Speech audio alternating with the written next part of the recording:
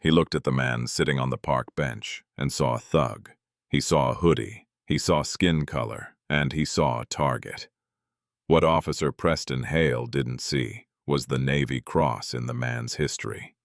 He didn't see the scars from tours in Afghanistan, or the fact that he was messing with one of the deadliest, most disciplined men on the planet. This cop thought he was the hunter, but he was about to find out he was the prey.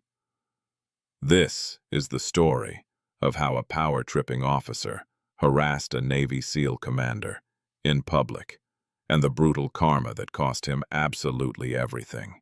The morning air in the affluent suburb of Oak Haven was crisp, carrying the faint scent of freshly cut grass and expensive espresso. It was a town where the lawns were manicured to perfection, and neighbors watched each other through parted blinds. Lieutenant Commander Darius Holt sat on a wrought iron bench in the center of Liberty Park, a steaming cup of black coffee in his hand. At 34, Darius possessed the kind of stillness that made people uncomfortable, though they rarely understood why. He didn't fidget. He didn't check his phone constantly. He simply sat, watching the world with eyes that had seen too much of it burn. He was dressed comfortably for his morning off in a charcoal gray hoodie, loose-fitting joggers, and worn-out running shoes. To the untrained eye, he looked like a drifter, or someone who had just rolled out of bed. To a trained eye, the way his feet were planted, flat on the ground and his head constantly swiveled on a subtle axis, would have signaled operator. Darius was a lieutenant commander in the United States Navy, a SEAL with Team 6. He was currently on mandatory leave following a high-op mission in the Horn of Africa that had gone sideways before going right. He was in Oak Haven to meet an old friend and mentor, Admiral Everett Shaw, who had retired to this quiet enclave. They were scheduled to meet soon. Darius took a sip of his coffee, enjoying the anonymity. For the first time in a long while, nobody was shooting at him, and nobody needed him to make a life-or-death decision. But peace, for men like Darius, was often a mirage. Across the street, a patrol cruiser rolled to a stop at the red light. The vehicle, emblazoned with Oak Haven Police Department, gleamed in the sunlight. Behind the wheel sat Officer Preston Hale. Hale was a longtime veteran of the force, but not the kind you celebrate. He was the kind of cop who peaked in high school and used the badge to chase that feeling of dominance. He had a thick neck, a buzz cut fighting a losing battle against a receding hairline, and a record of excessive force complaints that had been conveniently swept under the rug by the local police union. Hale scanned the park. It was his town, his territory. He liked to keep it clean. His eyes drifted over the young mothers pushing strollers, the elderly couple feeding pigeons, and then landed on Darius. Hale's brow furrowed. A black male, hoodie, loitering in his park in this neighborhood. The light turned green, but Hale didn't accelerate. He engaged his turn signal and pulled the cruiser up to the curb, right in front of the park entrance. Darius saw the move. He didn't react physically. He didn't stiffen or flinch, but his internal threat condition moved from green to yellow. He took another sip of coffee, his eyes tracking the officer as the heavy car door swung open. Hale adjusted his utility belt, hitching up his pants. He put on his sunglasses, despite the fact that the park was shaded by large oak trees. It was a power move. He wanted to be a faceless authority. He began the long walk toward the bench. Darius sighed internally. Here we go, he thought. Just be polite. De-escalate. Don't let the demon out. Officer Hale stopped a short distance from the bench. He stood with his feet wide apart, thumbs hooked near his belt buckle, close to his holstered sidearm. It was an aggressive stance designed to intimidate. Darius didn't look up immediately. He slowly lowered his coffee cup to his knee, keeping his movements deliberate. Then he raised his head, offering a polite, albeit tired, nod. "Morning, officer," Darius said. His voice was a deep baritone, calm and steady like a calm ocean. Hale didn't return the greeting. He chewed on a piece of gum with an open mouth, staring down through his aviators. "You live around here?" Hale asked. It wasn't a question. It was an accusation. "I'm visiting," Darius said simply. "Visiting who?" "A friend." Hale scoffed, a short, sharp sound of disbelief. "A friend? Right. Does this friend have a name or an address?" Darius looked the officer in the eye. "He does. But I'm not sure why that's relevant, officer. I'm just drinking my coffee." Hale took a step closer. The invasion of personal space was a calculated tactic. "It's relevant, because I know everyone in this town, and I don't know you. We've had a lot of break-ins lately, shady characters hanging around parks, casing houses." "I'm not casing houses," Darius said, his voice remaining level. "I'm waiting for my meeting." "In a hoodie?" Hale sneered. "In the middle of a work day? You got a job, pal?" Darius smiled faintly. It was the smile of a man who knew he could dismantle the person in front of him in seconds flat, but chose not to. "I have a job. I'm on leave." "Let me see some ID," Hale demanded, extending a hand. Darius paused. He knew the law. He knew his rights. Oak Haven was not a stop-and-identify jurisdiction unless there was reasonable suspicion of a crime. Sitting on a bench drinking coffee was not a crime. "Officer," Darius said, "am I being detained? Have I committed a crime?" Hale's face flushed a deep crimson. The veins in his thick neck bulged. He wasn't used to no. He was used to fear. He was used to submission. "I asked you for ID," Hale barked, his voice rising and causing a young mother nearby to gather her children and hurry away. "Now, hand it over, or we're going to have a problem." "I don't have a problem, officer," Darius said, setting his coffee cup down on the bench next to him. "I'm asking for the articulate reason for your stop. If I'm not being detained, I'd prefer to finish my coffee in peace." Hale took off his sunglasses. His eyes were small, beady, and full of hate. "You want to play lawyer? Okay, we can play. Stand up." "I'm comfortable here. I said stand up," Hale shouted, his hand dropping to rest on the grip of his taser. The shouting attracted attention. Oak Haven was a quiet town. Raised voices were a novelty. Across the street, a man walking a golden retriever stopped to watch.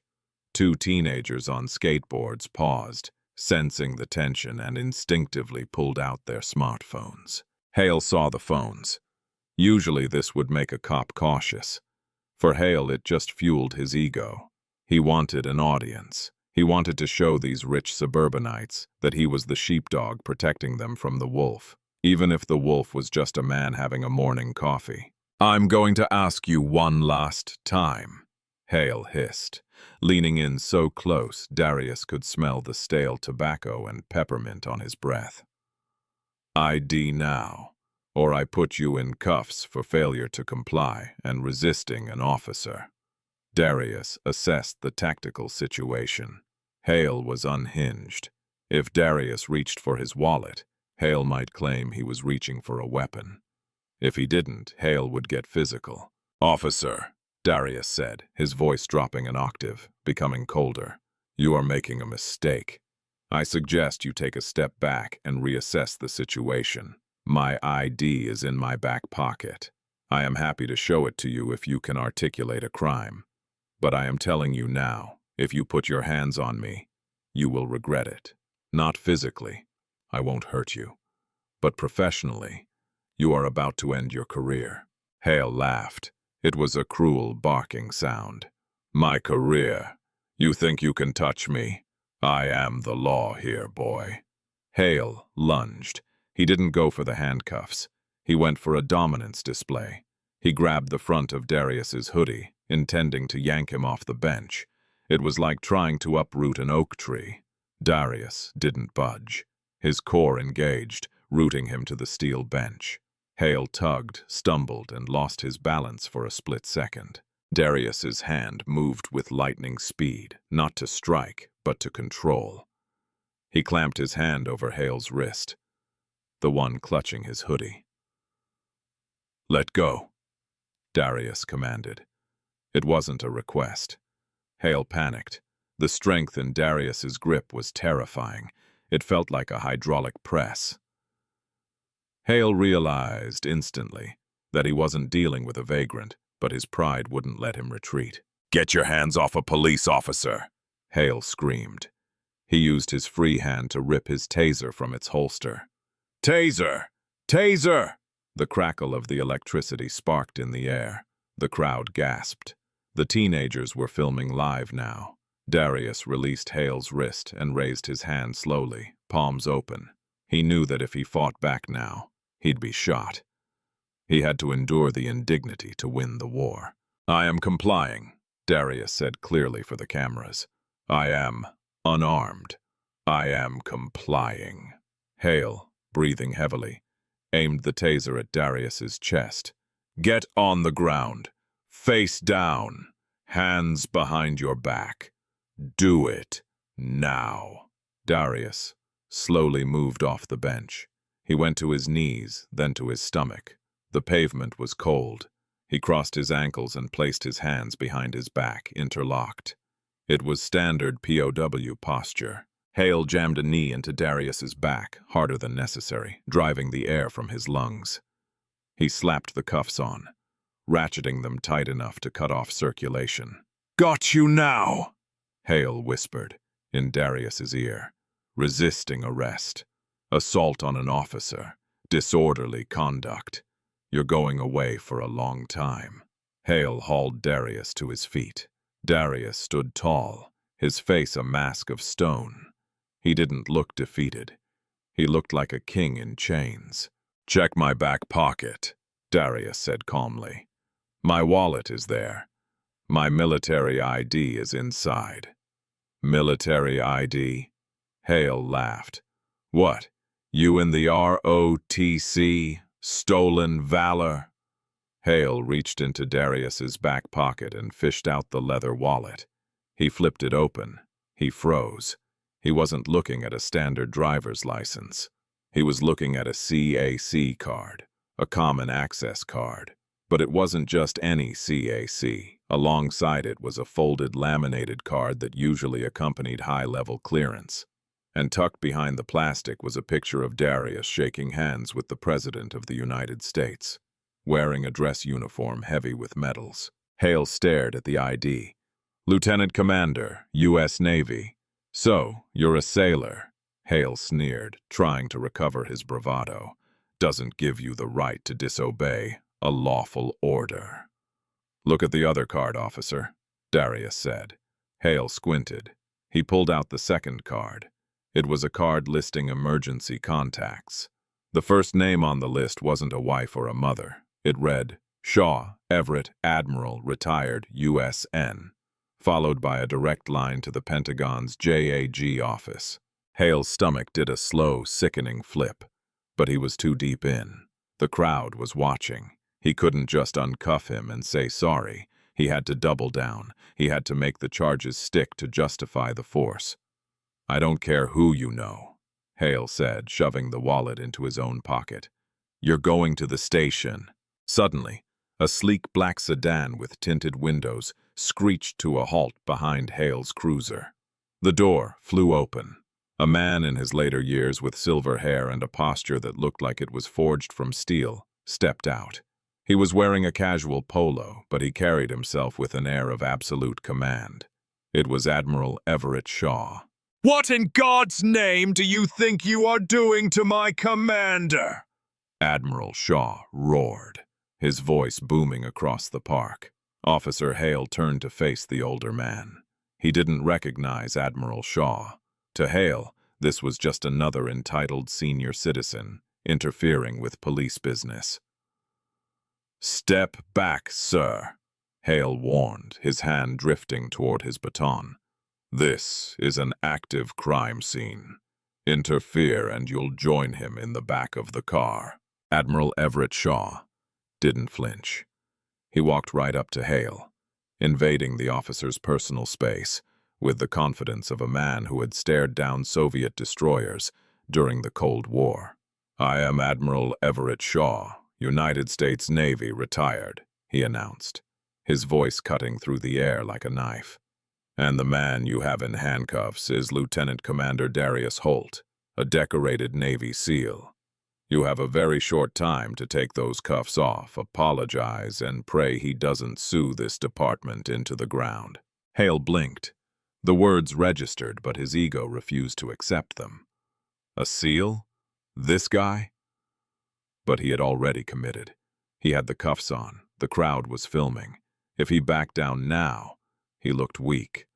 In Hale's twisted worldview, weakness was worse than being wrong. "I don't care if he's Captain America." Hale spat, shoving Darius toward the cruiser. He assaulted a police officer. He resisted arrest. He refused to identify himself. He's going to jail. "Assault?" Shaw asked, his face reddening with controlled rage. "I was watching from my car, officer. He didn't touch you. You touched him. You escalated a consensual encounter into a civil rights violation because you didn't like the way he looked. Tell it to the judge," Hale said, opening the back door of the cruiser. He grabbed Darius's head roughly and shoved him into the cramped plastic seat of the cage. Darius didn't struggle. He locked eyes with Shaw through the window. "Make the call," his eyes said. Shaw nodded once, a micro gesture of understanding. He pulled out his phone as Hale slammed the car door shut. "You're making a mistake, son," Shaw said, his voice dropping to a dangerous whisper. "A career-ending mistake." Hale laughed, walking around to the driver's side. "My union rep will have this cleared up by lunch. Go home, Grandpa." Hale peeled away from the curb, sirens blaring unnecessarily for the short drive to the station. He wanted the spectacle. He wanted the town to see him cleaning up the streets. Inside the cruiser, the air conditioning was blasting, but Darius sat in silence. Hale glanced in the rearview mirror, expecting to see fear or anger. Instead, he saw Darius leaning his head back against the cage, eyes closed, looking bored. "Not so tough now, are you?" Hale taunted. "The military might let you get away with murder overseas, but here, in Oak Haven, I am the general." Darius opened one eye. "You have the right to remain silent, officer. I suggest you use it. Everything you say is being recorded by your own dashcam." Hale slammed his hand on the dashboard, turning off the interior camera. "Whoops," he smirked. "Technical malfunction." "That," Darius said calmly, "is a felony. Tampering with evidence." "It's my word against yours," Hale said, pulling into the police station's sally port. "And I've got the badge." But as the garage door rolled down behind them, plunging them into the artificial light of the precinct, Hale had no idea that the war had already started. While he was driving, Admiral Shaw had made a phone call. He didn't call the local police chief. He didn't call the mayor. He called the Pentagon. The Oak Haven police station was a sterile building of cinder block and linoleum. Hale marched Darius through the back entrance, parading him past the booking desk. "What do we have here, Preston?" asked Officer Grimes, a younger cop sitting at the desk. "Got a big fish," Hale bragged, tossing Darius's wallet onto the counter. "Claims he's a Navy SEAL, resisted arrest, tried to break my wrist." Grimes picked up the wallet and looked at the ID. His eyes went wide.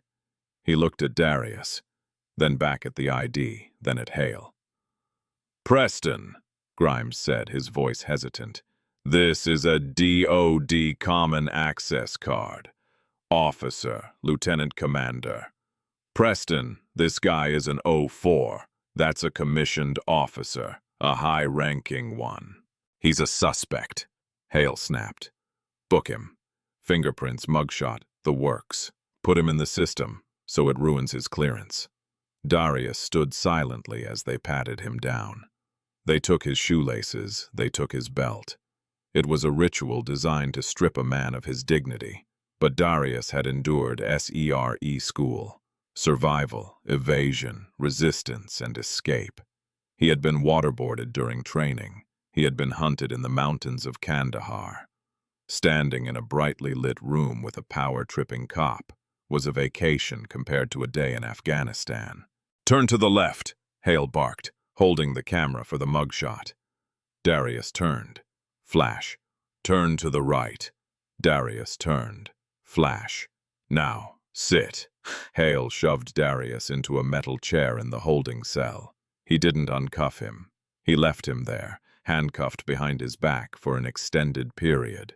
Hale sat just outside the cell, doing paperwork, whistling loudly. He was writing up the report, creatively editing the facts. Suspect assumed an aggressive stance. Suspect verbalized threats. Officer feared for his life. He was just finishing the paragraph about Darius lunging at him when the heavy steel door at the front of the precinct slammed open. It hit the wall with a deafening bang. The noise was so loud Hale dropped his pen. He spun around, expecting a drunk or a riot. Instead, he saw Chief of Police Randall Pierce. Chief Pierce was a good man, usually calm, usually smiling. Right now he looked like a man who had just seen a ghost. His face was pale, sweating profusely. His tie was loosened as if he couldn't breathe, and he wasn't alone. Behind him walked Admiral Everett Shaw, and behind Shaw were two men in dark suits wearing earpieces. Federal agents. And behind them was a woman in a sharp blazer carrying a briefcase. "Hale!" Chief Pierce screamed. It wasn't a call. It was a shriek of panic. "Get out here now!" Hale stood up, confused. "Chief, I just processed it. Shut up!" Pierce roared, storming into the booking area. He looked at the holding cell. He saw Darius Holt, still handcuffed, sitting calmly. Pierce looked like he was about to have a stroke. He rushed to the cell door, fumbling with his keys. His hands were shaking so badly, he dropped them twice before managing to unlock the door. "What are you doing, Chief?" Hale asked, stepping forward. "That guy is dangerous. He assaulted me." Pierce ignored him. He threw the cell door open and rushed to Darius. "Commander Holt," Pierce said, his voice trembling. "I am so sorry. Please, allow me." The chief of police personally unlocked the handcuffs. Darius rubbed his wrists, his expression unreadable. He stood up and looked at Hale. "Chief, what is going on?" Hale demanded, his face turning red. "You're letting a perp walk. I have charges. I have a report." "You don't have a report, officer," said the woman with the briefcase, stepping forward. "You have a resignation letter." Hale scoffed. "Who are you?" "I am Elena Moreau from the district attorney's office," she said coldly. "And these gentlemen are from the FBI Civil Rights Division." Hale's knees felt weak. FBI? For a loitering stop. Admiral Shaw stepped forward, tapping his cane on the linoleum floor. The sound echoed like a gunshot. "You didn't just stop a loiterer, Officer Hale," Shaw said, his voice low and dangerous. "You illegally detained a naval special warfare officer on active duty. You falsified a police report. We have the witnesses and the live stream your dashboard camera missed. And you deprived a United States serviceman of his civil rights under color of law." I didn't know who he was," Hale stammered. "He didn't show ID." "He tried." Darius spoke for the first time since entering the station. His voice was calm, but it carried the weight of an executioner's axe. "You told me you didn't care. You told me you were the law." Darius walked out of the cell, rubbing his wrists. He stopped inches from Hale. "You wanted to teach me a lesson about power, Preston," Darius said. "Consider school in session." Chief Pierce turned to Hale. "Badge, gun, now." Chief, come on, we go back years. Hale pleaded, sweat pouring down his face. It's just one mistake. Give me a suspension. Don't do this. I don't have a choice, Preston, Pierce yelled, pointing at the phone on the wall. Do you know who just called me? The governor. Do you know who called him? The Secretary of the Navy. You have brought a Category 5 hurricane down on this department. Give me the badge. Hale's hands shook as he unclipped his holster. He placed his Glock on the counter. Then, with trembling fingers, he unpinned the silver shield from his chest. You're suspended without pay, pending an internal and federal investigation, Pierce said. Get out of my station. I need a ride home, Hale whispered.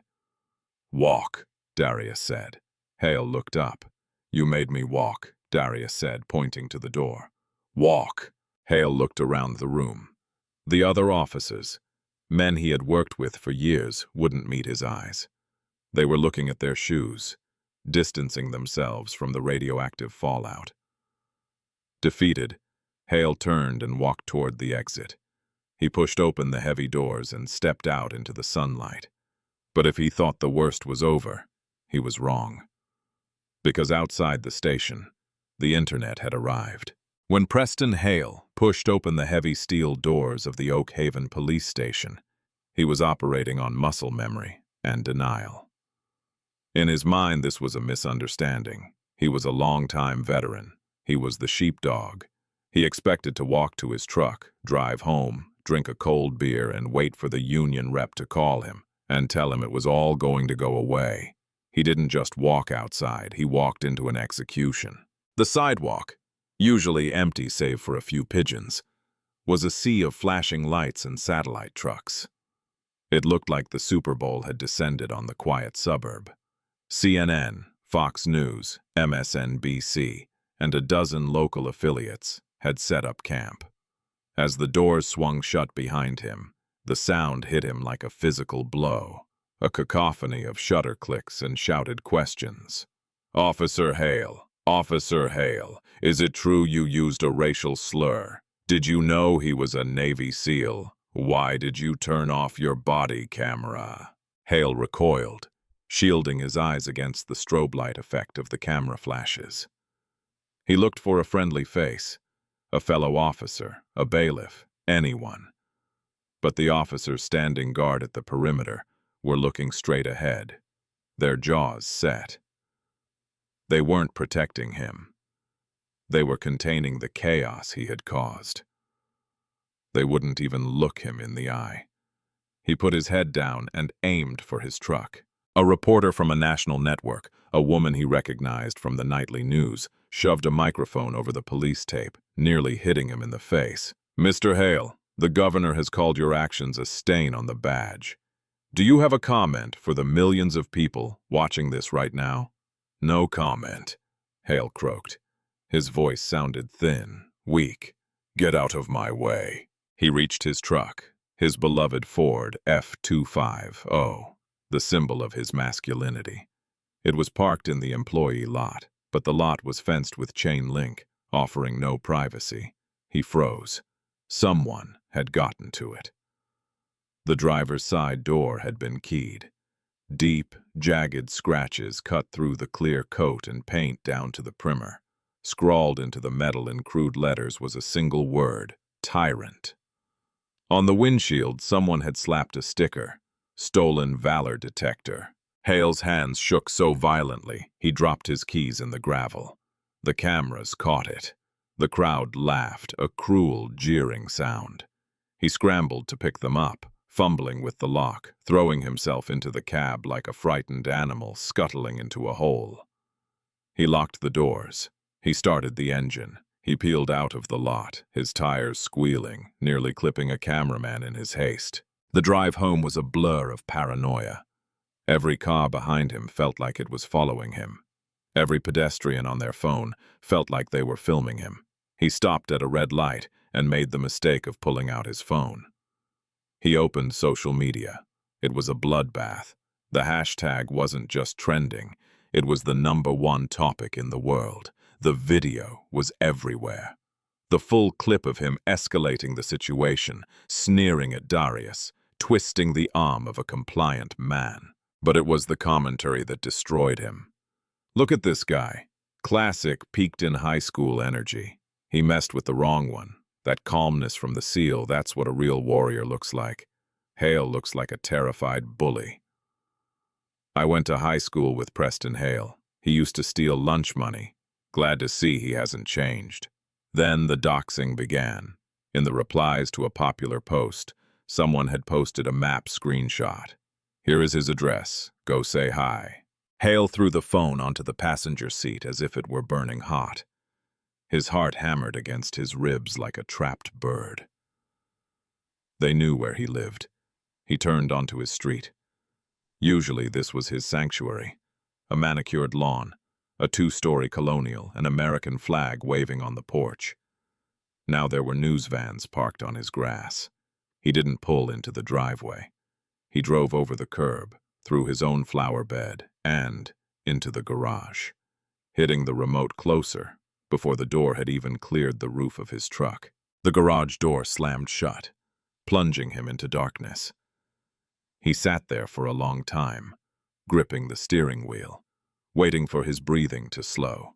It didn't. "Sheila!" he called out, opening the door into the kitchen. "Sheila! I'm home. It's a mess out there. You won't believe." The house was silent. Not the silence of a quiet afternoon, but the heavy, dead silence of abandonment. "Sheila, girls." He walked into the kitchen. The refrigerator was bereft of the usual drawings his daughters made. The counter was cleared of the mail pile. On the island there was a single sheet of paper. Next to it was his wedding ring. Hale picked up the ring first. It felt light. Then he read the note. "Preston, my sister saw the video. Then my mother saw it. Then the girls saw it. Jenny came home crying because the kids at school showed her the video of her father kneeling on a black man's neck. They called her a racist. She is 12, Preston. She is 12, and she is ashamed of her last name. I cannot do this. I cannot defend this. I took the girls to my mother's. Do not come. Do not call. You love that badge more than you ever loved us. Now you can have it." Hale crumpled the note in his fist. He sank to the floor, his back against the dishwasher. He wanted to scream, to break something, to blame Darius Holt for ruining his life. But deep down in the pit of his stomach, he knew Darius hadn't done this. His wife hadn't done this. He had done this. The next morning, the final pillar of his life, collapsed. Hale had spent the night sitting in the dark, watching the headlights of news vans sweep across his living room curtains. His phone rang. It was the union representative for the Oak Haven Police Benevolent Association. "Mike," Hale said, clutching the phone like a lifeline. "Thank God." "Stop," Mike interrupted. His voice was cold, businesslike. "What do you mean, stop? I'm calling to inform you that the union board voted late last night. We are withdrawing your legal counsel representation, effective immediately." Hale blinked, confused. You can't do that. I pay my dues. You have to defend me." "We defend officers who act within the scope of their duties," Mike said. "We viewed the body cam footage, Preston. The footage you tried to delete. The audio log, that wasn't police work. That was a personal vendetta. You went rogue." "It was a stressful stop. I feared for my safety." "He was drinking coffee, Preston." Mike snapped, losing his composure for a second. "He was a lieutenant commander in the SEALs, and you treated him like a stray dog. You made us all look like garbage. The National FOP has disavowed you. We aren't spending a dime of the pension fund to keep your ass out of prison." "Mike, please. They're going to charge me. I need a lawyer." "Then you better sell that truck," Mike said, "because you're going to need a private attorney. And Preston, don't come to the lodge anymore. You aren't welcome." The line went dead. Hale spent the next days in a haze of alcohol and terror. He drank the cheap whiskey he kept in the cabinet. He watched the news, masochistically soaking in his own destruction. He saw Darius Holt giving a press conference. Darius looked regal, standing next to Marcus Ellison, the most feared civil rights attorney in the state. "We aren't just seeking damages," Ellison was saying to the cameras. "We are seeking justice. We are coming for the pension. We are coming for the assets. And we are coming for Mr. Hale's liberty." On the fourth day, the doorbell rang. It wasn't a reporter. It wasn't a pizza delivery prank. Hale looked through the peephole. He saw two men in dark suits. They wore earpieces. They didn't look like local cops. They looked like accountants who carried guns. "FBI." Hale opened the door. He was wearing sweatpants and a stained t-shirt. He hadn't shaved in days. He smelled of bourbon and fear. "Preston Hale?" the lead agent asked. He held up a badge. "I'm Special Agent Vance, Department of Justice, Civil Rights Division." "Yeah," Hale whispered. "We have a warrant for your arrest," Vance said, his voice devoid of emotion. "Please step out onto the porch and turn around." "What? What are the charges?" "Deprivation of rights under color of law, witness tampering, perjury, and federal false statement charges." Hale stepped out. The morning sun was blinding. As Agent Vance slapped the handcuffs on, Hale looked across the street. His neighbor, old Mr. Henderson, was watering his lawn. Henderson used to wave to Hale every morning. He used to say, "Keep us safe out there, Preston." Henderson saw Hale in cuffs. He saw the FBI agents.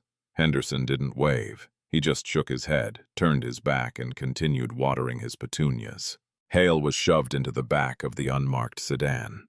As the car pulled away, leaving his foreclosed life behind, he realized the terrifying truth. The badge was gone. The gun was gone. The fear he used to inspire was gone. Now he was just a criminal, and he was heading into a system he had spent years filling with people who hated him. The federal courthouse looked less like a building of law and more like a tomb. For Preston Hale, that is exactly what it was. In the months that followed the incident in Liberty Park, Hale's life had dissolved with terrifying speed. He had been suspended without pay, but he had clung to the hope that the blue wall of silence would save him. He expected the union to bully the DA. He expected the evidence to get lost. But when the FBI gets involved, the blue wall turns into a chain-link fence. Hale arrived at the courthouse in a cheap, ill-fitting suit he had bought at a discount store. His custom-tailored uniforms were seized as evidence. His wife, Sheila, wasn't there holding his hand. She had filed for divorce shortly before the trial, citing irreconcilable differences and requesting full custody of their two daughters. She didn't want the girls associated with the name that was now a national synonym for bigotry. As Hale walked up the granite steps, he had to push through a gauntlet of reporters. There were no friendly faces, no supporters. Even the police stationed at the perimeter turned their backs on him as he passed. He was a pariah. Inside, the courtroom was packed to capacity. The air conditioning was humming, but the room felt suffocatingly hot. Hale took his seat at the defense table next to a court-appointed public defender named Victor Lang. Lang looked tired and disinterested. He knew this was a losing battle. Across the aisle, the prosecution table looked like a war room. The assistant U.S. attorney, a sharp-eyed woman named Elena Moreau, was arranging her files with surgical precision. Beside her sat Marcus Ellison, the shark of a civil rights attorney representing Darius in the parallel civil suit. But what made Hale's blood run cold was the gallery. In the front row sat Admiral Everett Shaw, upright and unmoving as a statue. Next to him was Darius Holt. Darius wore a tailored navy suit that fit his muscular frame perfectly. He didn't look angry. He looked serene. Behind them were 6 men. They were diverse in appearance, beards, long hair, different races, but they all shared the same dangerous stillness. They sat with their arms crossed, staring directly at Hale. It was Darius's SEAL teammates. They had come to watch the operator who tried to humiliate their brother get dismantled. The trial moved with brutal efficiency. The prosecution didn't need theatrics. They had facts. They called the neighbors who saw the stop. They called the teenagers who filmed the arrest. But the nail in the coffin came when the prosecution called a digital forensics expert from the FBI. The expert explained that Hale's body camera had been manually shut down, but the device had a fail-safe that captured audio even after improper shutdown. The courtroom went silent. Then the speakers crackled with the sound of Hale's heavy breathing and the slam of a car door. "Not so tough now, are you?" Hale's voice rang out, dripping with arrogance. "The military might let you get away with murder overseas, but here in Oak Haven, I am the general." The jury shifted uncomfortably.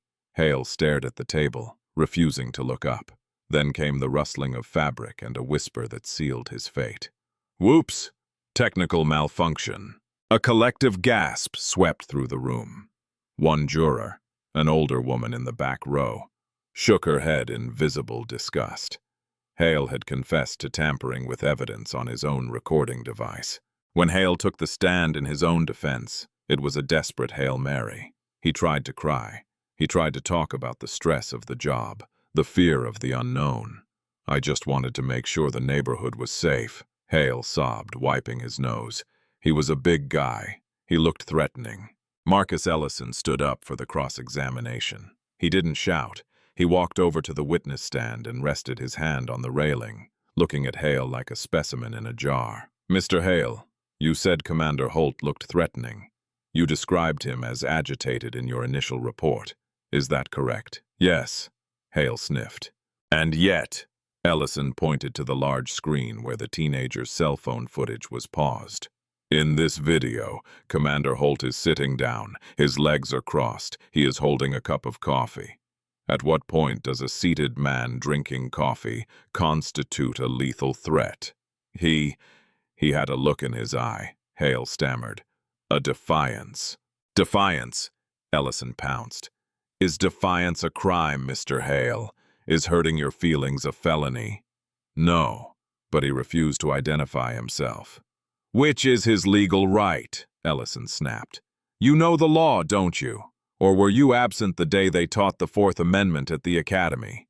Hale's face turned red. The anger, the same anger that caused this mess, started to bubble up. "I am the law on that street," Hale shouted, slamming his hand on the witness stand. "When I say jump, he should jump. I don't care if he's a SEAL or the Pope." Ellison smiled. It was the smile of a hunter who just watched the prey walk into the trap. "No further questions, Your Honor." The jury deliberated swiftly and returned. They didn't look at Hale. "We, the jury, find the defendant, Preston Hale, guilty on all counts, guilty of deprivation of rights under color of law, guilty of falsifying police records, guilty of assault, guilty of perjury." Judge Lydia Voss peered over her reading glasses at Hale. "Preston Hale, please stand." Hale stood. His legs felt like jelly. He gripped the table to keep from collapsing. "You have disgraced your uniform," Judge Voss said, her voice echoing in the silence. "You took a position of public trust and weaponized it to stroke your own ego. You targeted a man who has done more for this country in a single day than you have done in your entire life. And when you were caught, you lied. As for the federal charges, I sentence you to 10 years in a federal correctional institution. There will be no possibility of parole." Hale let out a strangled sob. 10 years. "Furthermore," the judge continued, "in the matter of the civil suit, Holt versus Hale, due to the finding of malicious intent, the court rules that qualified immunity does not apply. You are personally liable. The court awards the plaintiff millions in punitive damages. The court orders the immediate seizure of all personal assets to satisfy this judgment." The gavel banged. It sounded like a gunshot. The karma that hit Preston Hale wasn't just a legal slap on the wrist. It was a total dismantling of his existence. Days after the sentencing, the U.S. Marshals arrived at Hale's home. He wasn't there. He was already in a holding cell, but his estranged wife was there to collect the last of her things.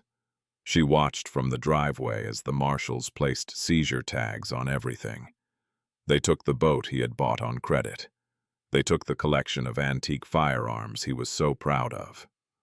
Then they came for the truck. It was a Ford F-250, lifted, with custom rims and a thin blue line decal on the back window. It was Hale's pride and joy. It was his identity. A tow truck backed into the driveway, hooked it up, and dragged it away to be sold at a police auction. The money would go directly to Darius Holt's charity.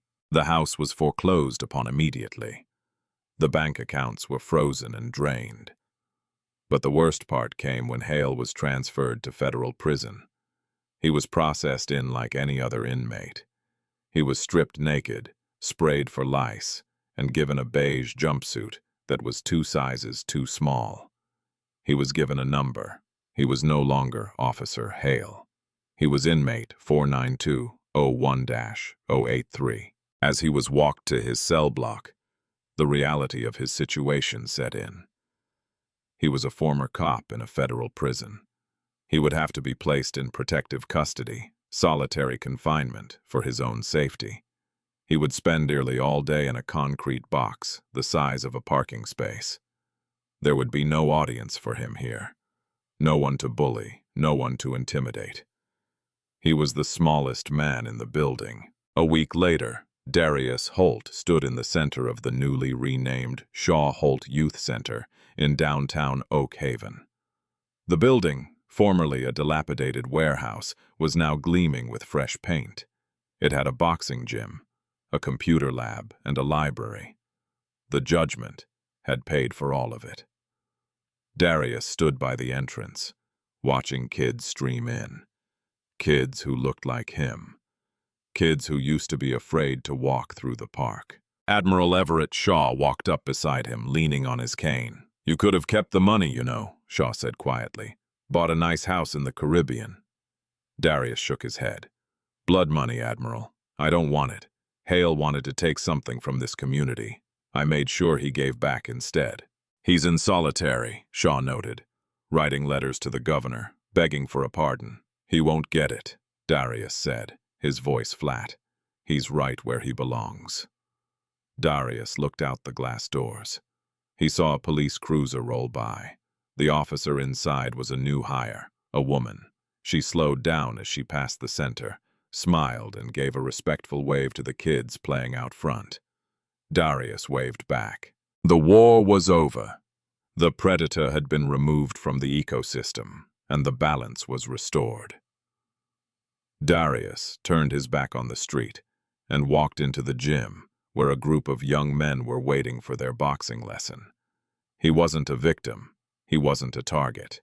He was a commander, and he had work to do. And that is how the story ends. Officer Hale thought his badge gave him the right to judge, harass, and destroy. He thought Darius Holt was just another victim he could trample on. But he learned the hard way that when you judge a book by its cover, sometimes you open a chapter you can't close. Darius didn't just win a court case. He dismantled a bully's entire life without ever throwing a punch. It's a powerful reminder. True strength isn't about how loud you yell or how much force you use. True strength is composure, dignity, and the truth. If you enjoyed this story of karma and justice, please smash that like button. It really helps the channel grow. Share this video with someone who needs to see a bully get what they deserve. And don't forget to subscribe and hit the bell notification so you never miss a new story. I'll see you in the next one. Stay safe and stay strong.